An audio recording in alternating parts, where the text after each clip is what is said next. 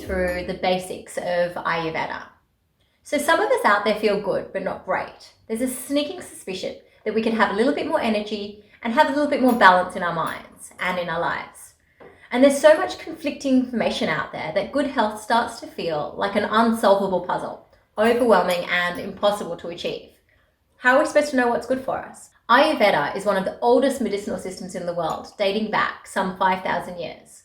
One of the reasons it's been used by so many people through the ages is because it has a huge range of tools for well-being to pick and choose from, to suit individual bodies and lifestyles. This concept called bio-individuality is one of the key aspects of Ayurveda. And put simply, it's the belief that we're not all the same. What works for one person may not necessarily work for another. Some of us do well eating salads and raw food and getting up early and going for a run. Others need warm cooked foods that are easy to digest and prefer an easier start to the day. These differences are called dosha in the Ayurvedic system. Ayurveda takes them into consideration and gives us practical guidelines to work with and bring us back into a state of balance. So many aspects of Ayurveda rebalancing are beneficial for our lives today. Firstly, there are no harsh chemicals. Instead, the healing properties of natural ingredients like herbs and spices are used. And you don't need to sign up to some strict food regime that's impossible to stick to. Ayurveda is completely customizable and flexible strategy that can be molded to work with your life. It also sees health as more than diet and exercise. It's about the way we think and behave. The interesting thing is that science is now catching up and proving a lot of the ideas that were written about in the ancient Ayurvedic texts. Think of all the latest health trends today.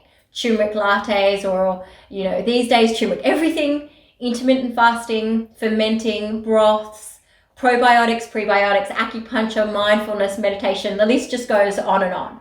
These trends, believe it or not, all come from Ayurveda. However, the first time I actually went to go see an Ayurvedic doctor was in my early 20s when I was suffering from adult acne on my forehead. And it wasn't sort of normal acne, it was these huge welts that popped out of nowhere. I went to a GP and he prescribed Roaccutane, which I felt was a pretty harsh job. So I went on the hunt for another solution.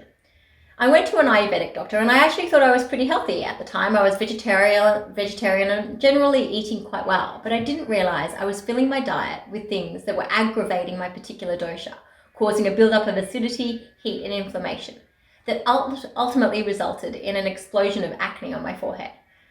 The other thing the doctor pointed out was that my life was kind of quite out of balance. I was working and studying really hard and I wasn't really leaving any time for anything that sparked much joy in my life.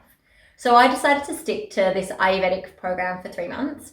And I made the diet changes and also the other changes that he suggested and was having a little bit more fun in my life. And lo and behold, the acne vanished. And just as important, I felt more balanced in my body, my mind and my spirit. This is the power of Ayurveda, and this is why I feel so passionate about sharing my experience and sharing my knowledge I've gathered from studying for over 10 years. Each individual has a unique body makeup and nature, and once you understand your own better, you can get your body back into balance and keep it there. Ayurveda takes the whole person into account, recognizing that the body and the mind work hand in hand. So it looks at what's going on emotionally as well as physically. Not in the way a psychologist might treat you, but in a way that kind of just leads you to a little bit more self-reflection. And you might actually see why you're choosing to eat certain foods that may not be good for you. Often it's just as important to understand your thoughts and emotions as well as your sort of physical symptoms in order for you to make lasting changes in your life. Now, I'm a mum with 2 kids and the youngest is 2, so I know firsthand how challenging it can be to incorporate new things into a full life.